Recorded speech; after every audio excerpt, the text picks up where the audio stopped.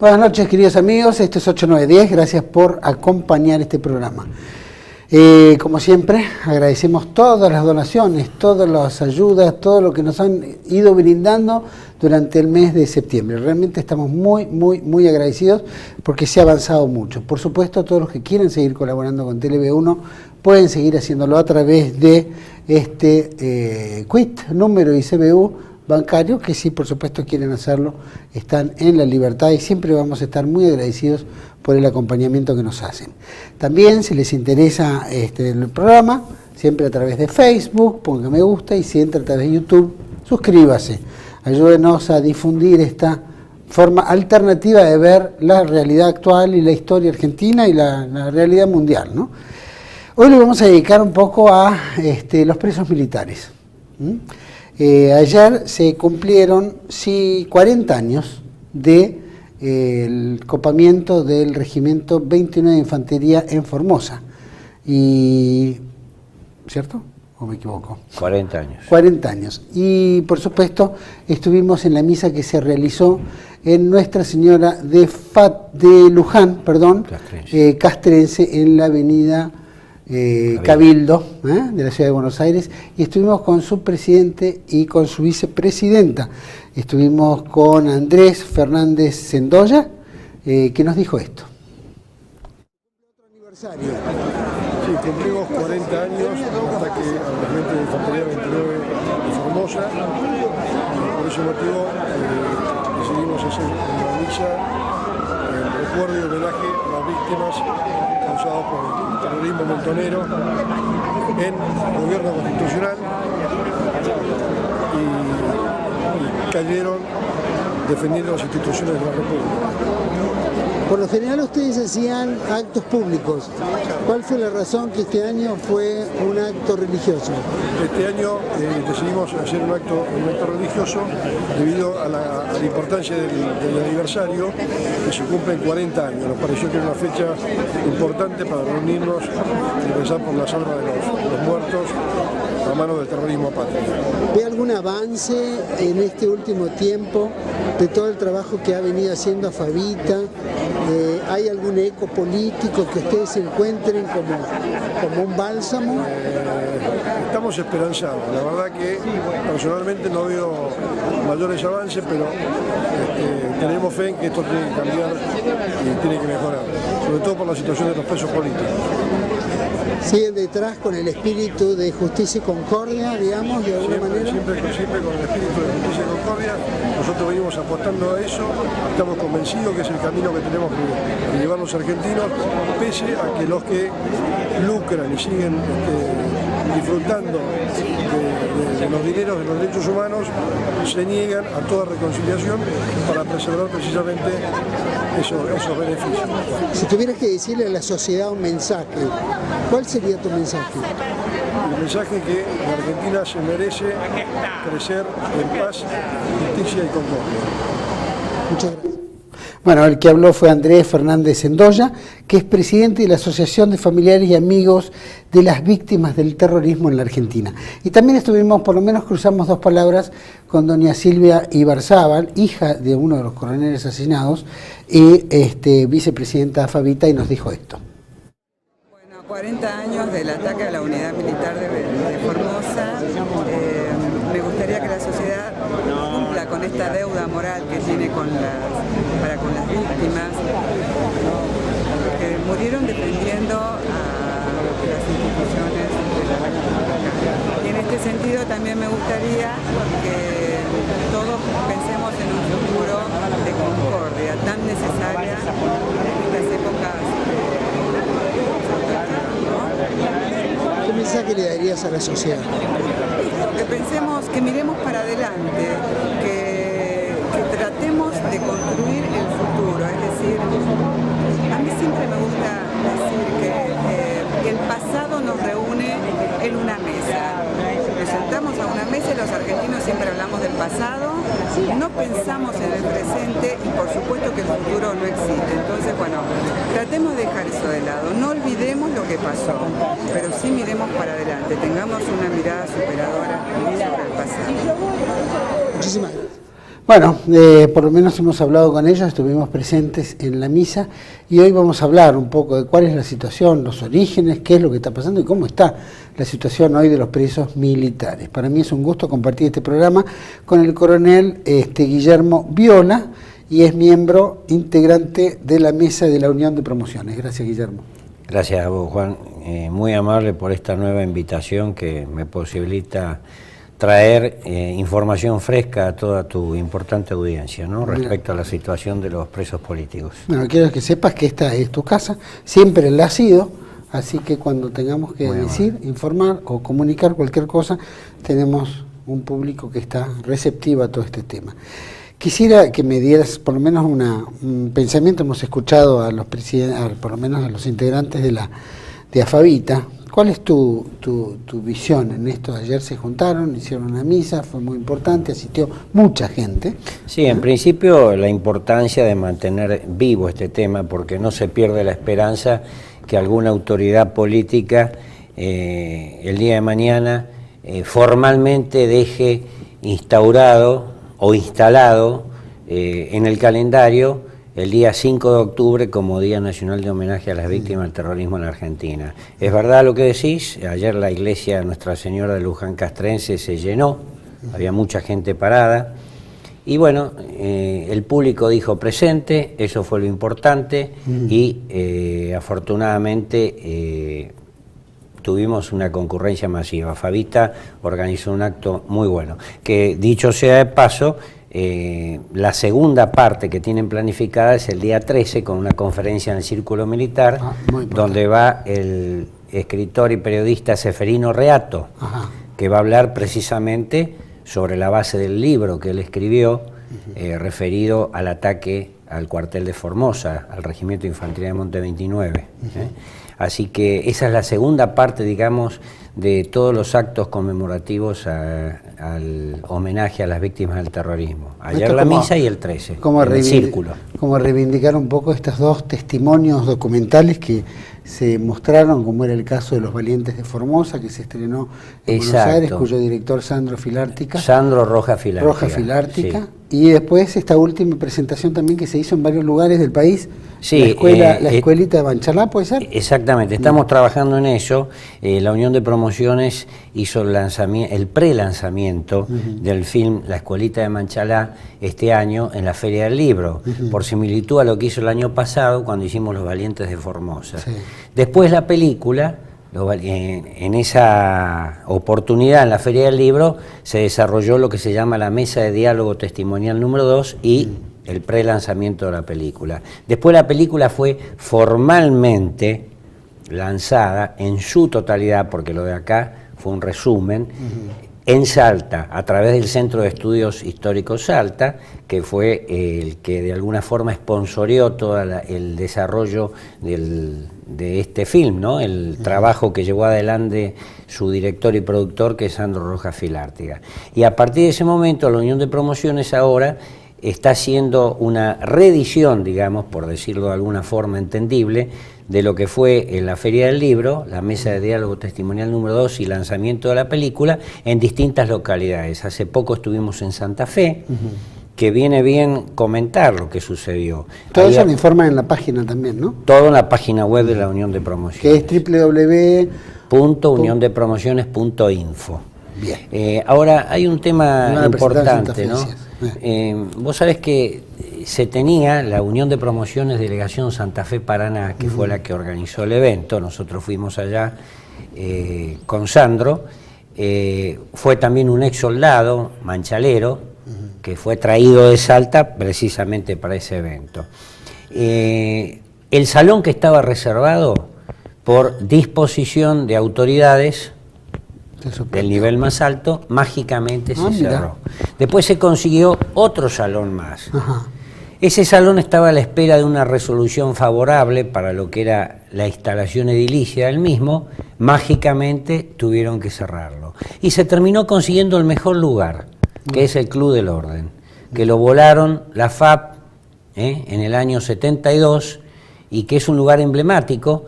La FAP, cuando lo habían volado en aquel año, decían que ahí se reunía la oligarquía santafesina. Y aquí que a través de los años todos los gobernadores, vicegobernadores se han hecho socios de ese club. Mirá. Cuando vos entrás hay imágenes del ataque terrorista, de lo que era la sede inicial. Bueno, nos dieron ese lugar, se llenó el salón, fue un éxito total.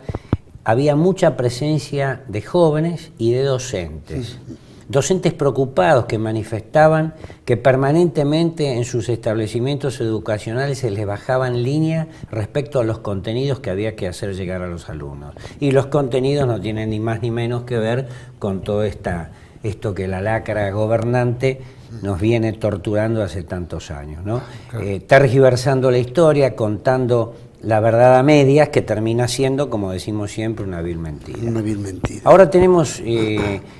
próximamente, la semana que viene, para ser más exacto, tenemos una gira por varias ciudades de Mendoza, General Alvear, San Rafael, Malargüe y Mendoza Ciudad, donde voy a ir en representación de la Unión de Promociones, voy a dar 4 mini conferencias, presento, digamos, a Sandro Rojas Filártiga y a 2 soldados manchaleros que son traídos de allá de Salta, para poder lanzar en esas 4 ciudades el evento. Después está previsto seguir haciéndolo, pero lo que ya tenemos confirmado son los próximos 10 días, 15 días, va a estar todo eso llevado adelante. Cuando ustedes hacen estas presentaciones, que por supuesto todos los que pelamos más de 40 años hemos vivido esa época, ¿no? Sí. Tengo 58 años, hombre, era chico también, pero me acuerdo perfectamente de lo que se ha vivido. Vemos que, bueno, la democracia esta que vino del 83 en adelante se tuerce toda esta historia, empieza todas estas fábulas y relatos. Cuando se encuentran con gente, es como que vuelve a revivir algo que le están vendiendo otra historia, otra sanata, ¿no es cierto? ¿Cómo es que lo toman? Como si fueran sorprendidos, ¿sí? Como que uno le está contando una historia nueva. Es una linda pregunta.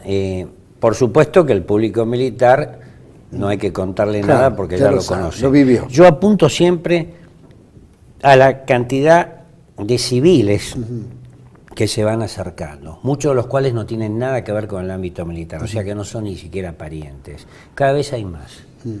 Lo vimos en la Feria del Libro el año pasado, donde el segundo salón en tamaño se llenó, 1000 personas. Este año no había 1000 personas, había 400 y pico de personas. Si veo el vaso medio vacío, bueno, uno no se pone contento, pero había muchísima presencia de civiles. Muchos emocionados, porque por ejemplo cuando largás una cosa como la película de Manchalá y escuchás a los ex soldaditos hablando y a las familias de esos ex soldados, todo en ese marco de humildad donde ellos viven y la humildad para expresarse, realmente emociona. Y mucha gente de la que sale de esos eventos, como ejemplo, pero esto hay que contarlo, esto hay que decirlo, porque esto es verdad que pasó y lo teníamos olvidado. Algunos hacen un acto de contrición cuando se les dice que hace 10 años que estamos batallando con todas estas cuestiones. Algunos hacen el acto de contrición y dicen, sí, yo la verdad que recién ahora, pero esto hacen muy bien en hacerlo, o hay que seguir adelante, porque no puede ser. Normalmente todo desemboca en la misma protesta, en la misma queja, en el mismo lamento que tenemos todos los argentinos, ¿no? Lo que estamos padeciendo desde arriba. Entonces, sin necesidad de hacer ninguna cadena, nosotros seguimos insistiendo con este tipo de acciones, entre las cuales está, por ejemplo, llevar a la pantalla el tema que tan buen trabajo ha hecho Sandro, porque ya ha hecho películas de Malvinas, como dijiste vos antes, de Formosa, ahora de Manchalá. Nos da una mano muy grande este muchacho, ¿no? Porque ha hecho un trabajo muy profesional. Más allá de estas dos inconveniencias, que yo digo que a veces las inconveniencias son buenas porque la providencia siempre ubica en los mejores lugares, ¿no? Las cosas no hay que insistirlas tanto porque hay caminos alternativos providenciales que siempre se abren y permiten que la cosa fluya mejor. ¿Han encontrado resistencia, digamos, política, de grupos militantes, cosas por el estilo que sí, hemos están, tenido, como el caso de D'Angelo Rodríguez? Bueno, hemos con el tenido libro problemas. Mentirás tus muertos, ¿no? También, muy interesante eso que preguntás. Fíjate vos, así, en crudo, más allá de lo que pasó en Santa Fe, que afortunadamente la delegación de la UP Santa Fe Paraná lo pudo subsanar, cuando voluntariamente la ciudadanía santafesina ofreció a través de determinados representantes al Club de Orden, nos pasó en Mar del Plata, por ejemplo. En esa oportunidad yo fui a dar una charla para informar de la situación de los presos políticos, porque hay mucha gente de las distintas fuerzas en Mar del Plata, retirados. Hablando en términos de militares, es una guarnición militar enorme Mar del Plata. Estábamos en el hotel, me acuerdo, Iruña. Bueno, mientras estábamos en el subsuelo, en un salón que estaba lleno de gente, por las banderolas que daban al nivel de la vereda, digamos, que es la avenida Luro, justo cuando baja ahí a la costa, no la avenida Luro, la avenida que sigue a Luro, no me acuerdo el nombre ahora, Alberdi creo que se llama, sí, que baja hacia la costa, aparecían un grupo de estos, yo te diría, mocosos imberbes, parafraseando, sí, que no existían. Es hereditario. Claro, es hereditario. No existían en aquella época, no eran, no quiero decir la grosería, pero no eran ni proyecto de vida en aquella época, ¿no? Con los megáfonos rompían las banderolas y ventanales bajos, que en este caso estaban allá arriba, porque nosotros estábamos en un subsuelo. Atravesaban el espacio ese y con los megáfonos, a donde vayan los iremos a buscar. A los gritos, cantando, tirando bombas. Bueno, cuando salí, por supuesto, abajo se desarrolló la charla, la gente estaba preocupada, los asistentes, uno que ya tiene bastante experiencia en esto, les daba calma a través del desarrollo de la exposición, o sea, seguía desarrollando la exposición como si nada pasara, más allá que era un batifondo atroz, ¿no? Sí. Pero bueno, lo triste es que cuando salimos a la noche, cuando terminó todo, estuvimos ahí en el hotel tomando un café, y cuando salimos, todo el hotel destrozado en la parte de afuera, todo pintarrajeado, con aerosoles, destrozado totalmente, y los autos que estaban estacionados ahí también tenían los embates de estos desaforados. ¿Habían sido mucha gente? De acuerdo a lo que nos dijo la policía, por supuesto la policía no reprimió, pero estaban ahí para que no se desborden, para que no se desborden. Bueno, para que no se lastimen ellos, ¿no? Todo, bueno, había órdenes, obviamente, pero la policía me imagino que también es bueno ahí tirarle la derecha, ¿no? Cumplen la orden que viene de arriba, pero según nos dijeron no había más de 50 personas. Mira vos. El ruido que hicieron. Donde el más viejo debe haber tenido 30 años, si querés que te dé un dato así, redondeando las edades.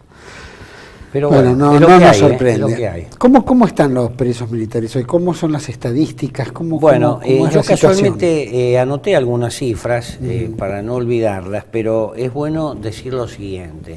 La situación de salud de los presos es extremadamente delicada. Al día de hoy exactamente, tenemos 1.104 procesados y 645 condenados. A eso hay que sumarle los 319 presos políticos muertos en cautiverio. Y eso te da un total de 2.068 personas de las distintas fuerzas, siempre decimos, Fuerzas Armadas, Fuerzas de Seguridad, Penitenciaria y Gendarmería y policiales, sea federal o las provinciales, más civiles, dentro de los cuales también hay mujeres presas. Hay mujeres, hay esposas de militares presas y hay mujeres que, por ejemplo, por haber adoptado un chico en regla, están con una condena, por ejemplo en la cárcel de mujeres de Ezeiza.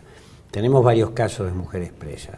Bueno, 2.068 personas, incluidos los muertos, han pasado hasta el día de hoy por distintas situaciones procesales. Por eso te dije, procesados, condenados, muertos en cautiverio. Estas mujeres presas, que me interesa el tema, ¿por qué están presas? ¿Porque bueno, tenían conocimiento que te pongo un ejemplo, por un maltrato? No, te pongo un ejemplo que es bastante, con eso te resumo el tema. La esposa de un suboficial mayor, con quien habían adoptado legalmente una criatura, la criatura fue presionada con estas investigaciones que dicen que llevan a cabo por las madres de por las abuelas de Plaza de Mayo, y la criatura de entonces, porque hoy en día es una mujer grande, más de 30 y pico de años, 40 años, dice: mis padres biológicos eran terroristas y a mí me abandonaron. Mis padres adoptivos me permitieron hoy ser quien soy. Yo les tengo amor, les tengo afecto, les tengo cariño, y siempre de entrada me contaron mi verdadera realidad. Entonces, son situaciones muy fuertes, porque vos imaginate que a los 30 y pico, 40 años te vengan a cuestionar. Ese es un tema muy, muy delicado, que ahora te voy a hacer otro comentario al respecto, pero ahí tenés un caso. ¿Qué pasó con ese matrimonio? El hombre, 18 años de cárcel. La mujer, 11 años de cárcel. Pero a eso te agrego, tanto él como ella pasaron los 70 años. Y ella tiene varias enfermedades.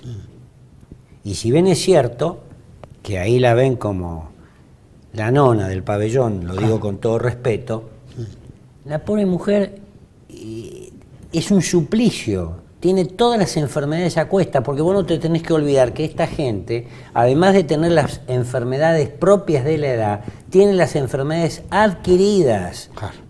Entonces, este matrimonio está purgando una condena. Y la otra historia, que es la chica supuestamente apropiada, los va a visitar asiduamente toda la semana a sus dos padres adoptivos. Y siempre dice lo mismo: mis padres biológicos me abandonaron, eran terroristas, no eran, como dicen hoy, jóvenes idealistas. Bueno, como ese te puedo contar 1000 casos, pero este tema es grave, ¿sabés por qué? Pero no se escucha públicamente eso. No, porque no venden, no lo dicen, y aparte patea en contra de lo que dice el gobierno. Vos fijate que ahora hay camaradas que están siendo perseguidos. ¿Cómo? Al hijo le llega una citación judicial diciéndole: usted es apropiado. Entonces el hijo, que ya son personas de 35 para arriba, adultos, dice: ¿y cómo? ¿Tengo que ir? ¿Que no tengo que ir? Que no entiendo esto, pero qué barbaridad, que esto, que el otro, si mi padre... Bueno, y se tienen que someter a este... Es como el caso de Mayor Barreiro y la... Exactamente, el caso exacto, Ana Delia Maggi de Barreiro y el Mayor Barreiro. Con la hija. La hija que, para colmo de males, parece la hermana melliza de Ernesto, porque puede ser más igual. Bueno, pero el garrón, como se dice habitualmente, se lo comen. ¿Por qué? Porque entre que el juez da la orden, entre que vienen, que aparte te cae una patota de más de 15 personas en el departamento, te revuelven todo buscando la media, la bombacha, el calzoncillo según el sexo, todo una cosa, pero es dantesco el tema. Hasta que esto se soluciona vía judicial, se comieron un garrón de varios meses. Bueno, están persiguiendo, se han presentado varios casos con camaradas a quienes les persiguen los hijos. Tremendo, es tremendo. Contame una cosa, porque aparte, bueno, eso se está viviendo, y el espíritu de los presos, ¿cómo está? Está como Mirá, los entregados, presos, como, bueno, ya no hay nada que hacer. No, los presos están, por supuesto, no se puede uniformar el sentimiento, porque todos reaccionan distinto, pero en líneas generales están con el espíritu bien fuerte, la moral alta. Todas las semanas la gente de la Unión de Promociones recorre los penales, principalmente de acá de Buenos Aires. Hay promociones como la mía, la 103, que a través de su presidente organiza giras por el interior del país para visitar a los distintos camaradas, arrancando de las cárceles donde tenemos compañeros de promoción, ¿no? Claro. Pero se visita a todos los camaradas, obviamente, porque hay, a lo largo y a lo ancho, hay más de 35 penales en el país, están todos estos presos. Que yo no te di unos temas importantes para redondearte el tema de salud, que son alarmantes. A ver. Vos fíjate que, por ejemplo, las cárceles están preparadas, si se puede decir preparadas, para presos de no más de 30 años, 35 años como récord.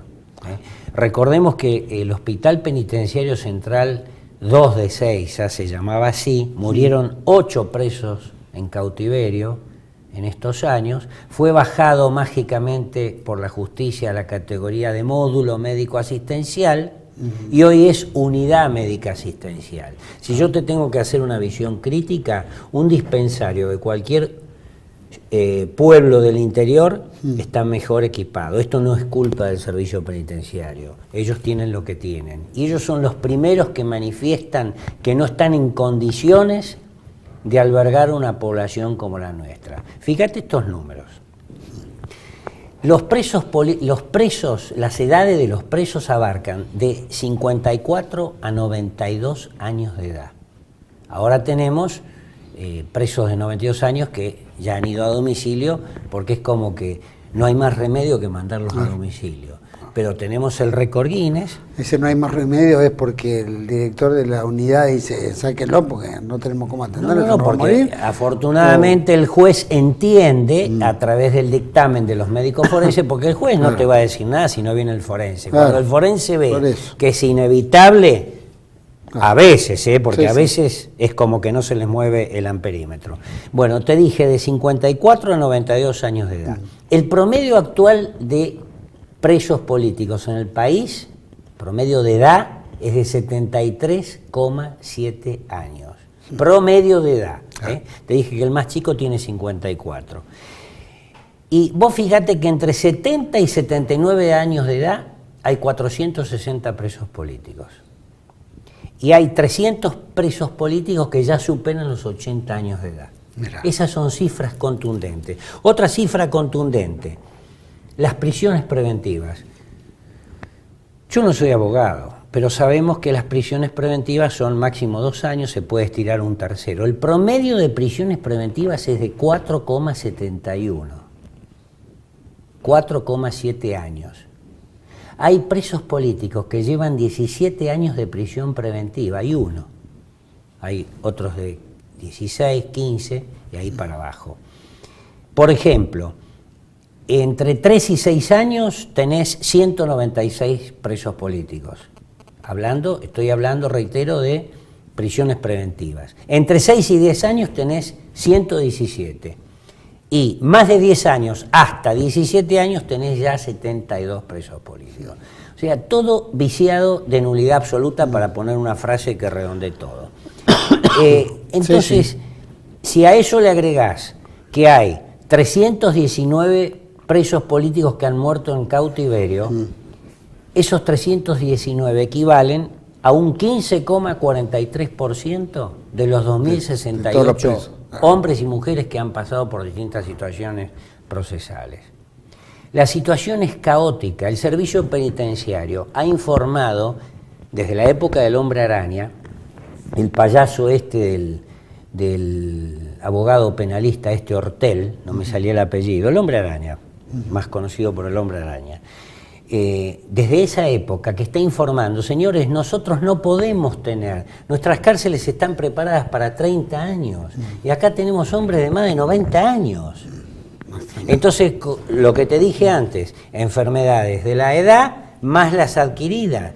Hay veces que la gente no tiene agua oxigenada, no tienen alcohol, pero no es porque el servicio penitenciario sea malo, es porque lo que es lo que tienen, no tienen otra cosa. Entonces ellos están de alguna forma volcando esto, han hecho montones de informes, pero no. Vos fijate que en el penal de Marcos Paz hay 146 hombres que están dentro de estas cifras que te he dado al día de hoy. Hay 110 en la unidad 31, que es el pabellón A, la cárcel de mujeres, que ahí está a 300 metros del HPC1, el Hospital Penitenciario Central 1 de Seiza, que ese ya sí es un poquito más hospital. ¿Me explico? Está bien armado en cuanto a la infraestructura se refiere, en cuanto a los medios, totalmente limitado, no tiene ningún tipo de complejidad. ¿Por qué te digo el HPC1? Porque a veces los llevan ahí como diciendo, ya le hemos dado atención sanitaria, pero tienen que terminar siendo derivados a nosocomios externos porque no tienen complejidad de ningún tipo. La infraestructura me refiero de edilicia, está muy bien puesto, básico, claro. Está muy bien puesto en cuanto a que es un hospitalito, nosotros le llamamos hospital fantasma porque no hay camillas, salita. No hay enfermeros. Es una salita, digamos. Sí, se puede decir que sí. Por supuesto hay un médico, hay enfermeras que recorren permanentemente, pero no tienen medios. Claro. Hay una emergencia, tienen que salir volando con los camioncitos del servicio penitenciario que entre paréntesis están... Cuando salen, ¿van para dónde? ¿Para un hospital público o un hospital militar? De acuerdo a lo que resuelva el tribunal, porque desde la época que el Ministerio de Defensa impartió la orden que en el hospital militar, por ejemplo hablando de ejército, lo mismo pasó en el naval, en el aeronáutico y demás, no se atienden más presos políticos, eran derivados a hospitales comunes, hospitales públicos. La cosa evolucionó un poco. Y si el juez determina que a vos te deben atender en un hospital de la fuerza, el servicio penitenciario te lleva donde el juez dijo. Está a criterio del juez. Hay jueces que autorizan, porque aparte es una cuestión de sentido común que es el menos común de los sentidos. Si vos has estado toda la vida en un hospital, tenés tu historia clínica, los médicos en el hospital X, es lógico que te lleven ahí y no a un hospital público que llegan a cualquier hora, sin turno, están las gravísimas deficiencias en materia de salud que tiene este país, la agravás todavía llevándole ancianos que tienen toda su parte sanitaria cubierta en los hospitales de la fuerza. Bueno, por eso te digo, depende de la resolución de los jueces intervinientes. Vamos a ir ahora vamos a ir a un pequeño corte. ¿Cómo no? Y vamos a seguir este temita y por supuesto otros que me interesan sobre el tema. Vamos a un corte y volvemos con Guillermo Viola de la Unión de Promociones, aquí en 8910. Ya volvemos.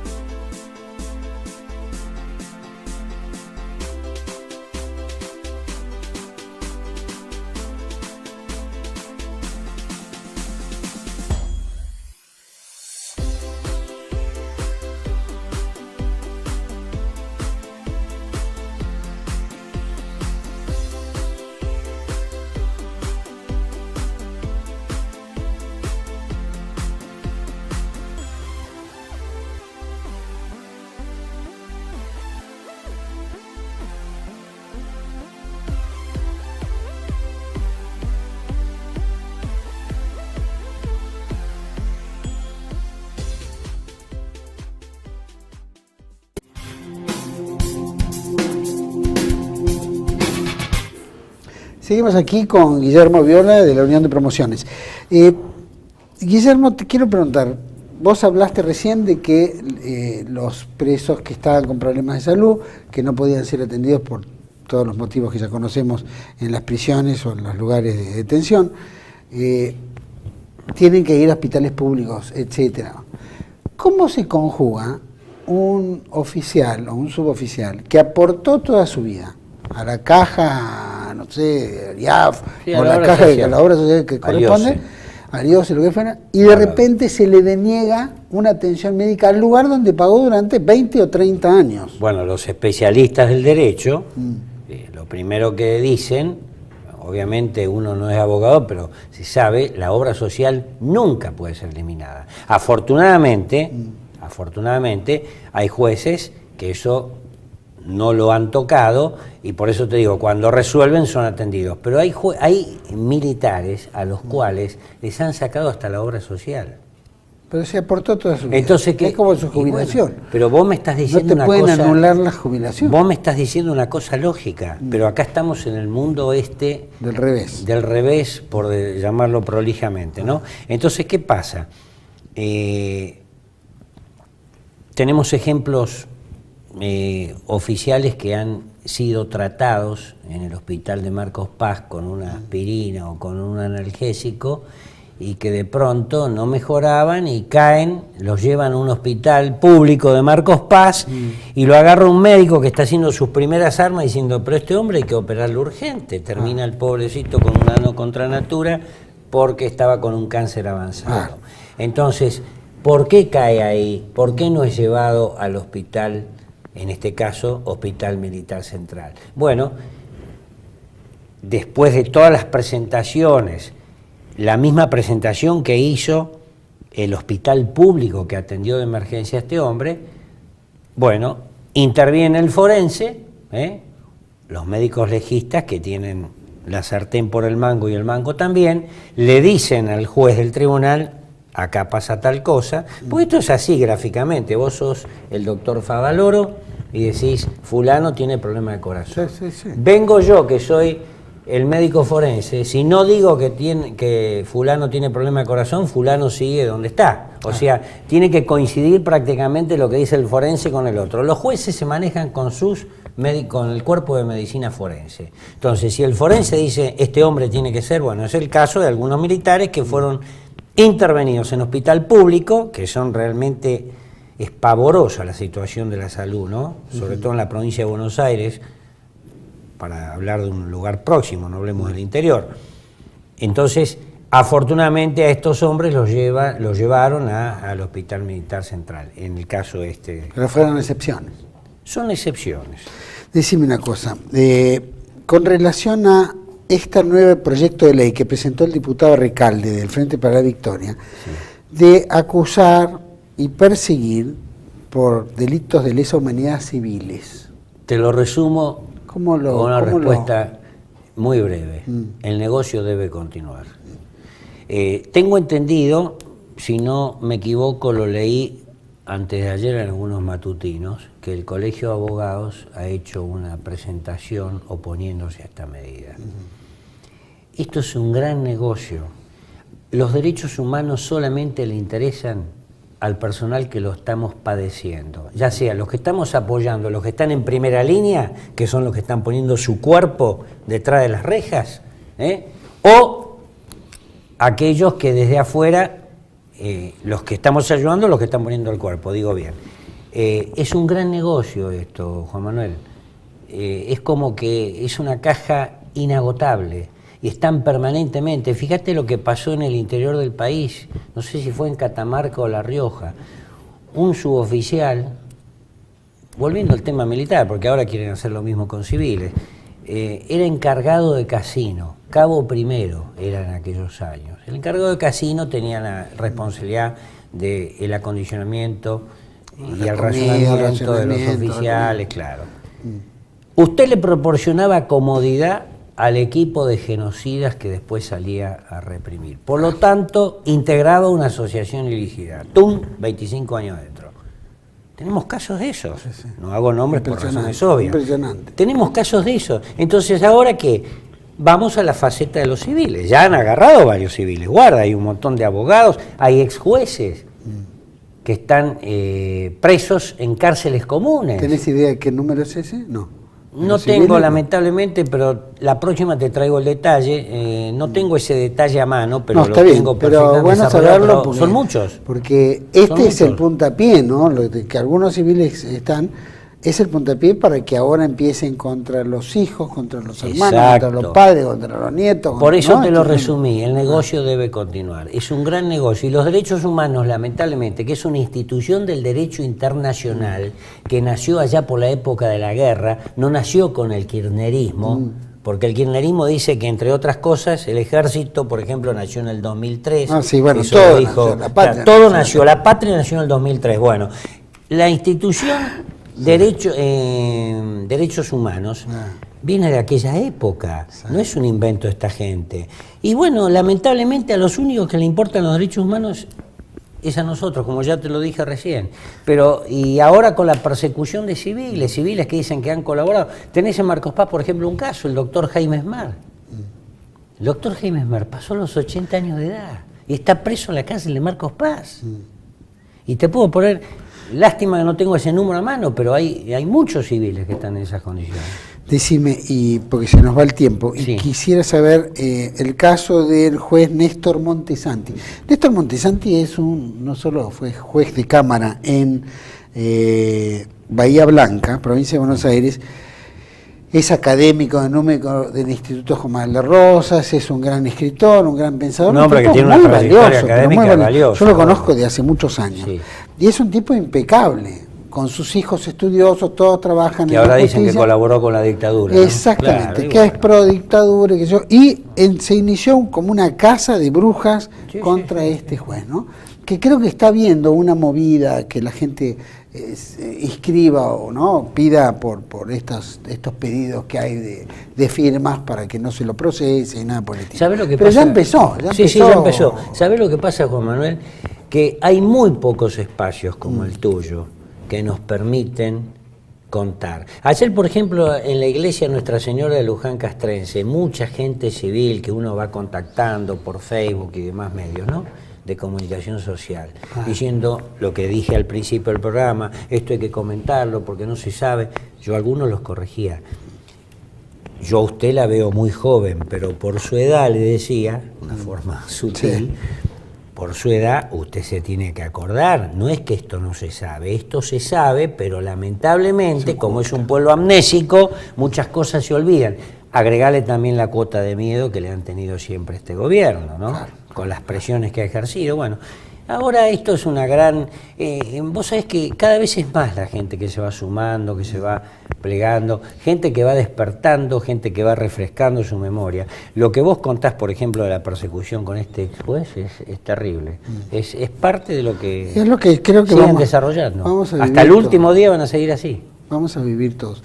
¿Algún otro tema que vos creas? Podríamos seguir en 1000 años, pero sé que tu tiempo es escaso, así podemos te hacerlo. prometo una nueva El mes que visita. viene hacemos otra visita y ampliamos un poco de lo que hemos hablado acá. Yo te agradezco en nombre de la gente de la Unión de Promociones, de la mesa de trabajo de nuestra organización, esta posibilidad, porque, como te dije recién, son muy pocos los espacios que uno consigue en donde podemos contar nuestra verdad, que es la otra parte que no se cuenta.